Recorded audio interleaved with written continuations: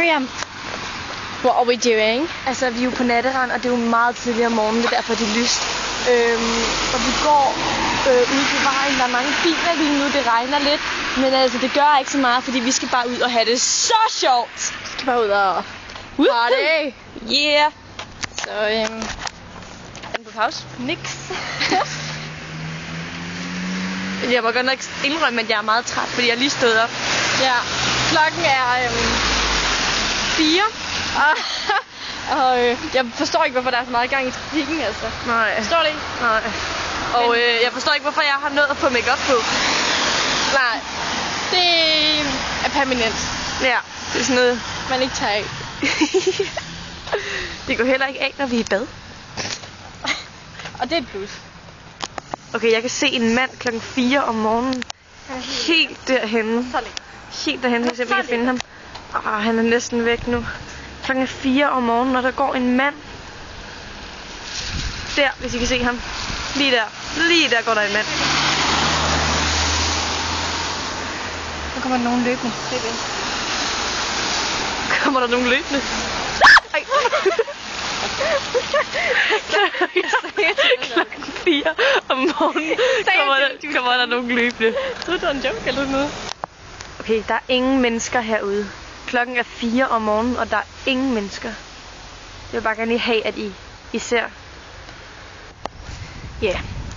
Yeah. Her går vi så. Vi har lige gået forbi en fuglerede, og den fuglerede var meget værd. Så den samlede vi op. Den er oppe i mere på. Hvad? Lige der. Præcis.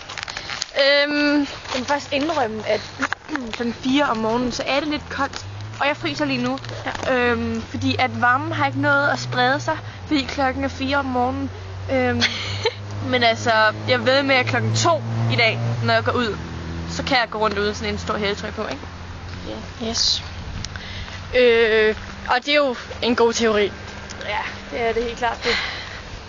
Nå, men altså, grunden til, at vi gik på natterand, det var faktisk, fordi vi skulle ud med nogle aggressioner. Ja. Det, der sker over på Euroclass, er, at en fugl. Der var en fugl. Det er bare kedeligt lige nu, ikke? Det er bare kedeligt. Og der er ikke en skid at lave. Så vi beslutter os for at gå imod reglerne. Der er nogle oprørere. Der er nogle banditter, ikke? Bøller. Og så bare vandre i tro. Og bare gå derud. Tro på, at Gud han passer på os. Vi ved ikke, selvom vi er oprører. Vi ved ikke, hvor vi er på vej hen, men vi ved bare, at vi skal gå den her vej, ikke? Det er rigtigt. Det er rigtigt. Og nu er jeg ved med, at vi er de eneste, der har fået den her idé. Ja. Meget, ja. Okay. Jeg tror, at jeg har set nogle andre Euroclasser sidde derhenne. Jeg ved ikke, hvorfor de gør det. Jeg ved bare, at det er ikke okay. Og vi bliver nødt til at poste dem. Så det er det, vi gør nu, ikke? Kom så. Kom her. Shh. Hvor er de hen?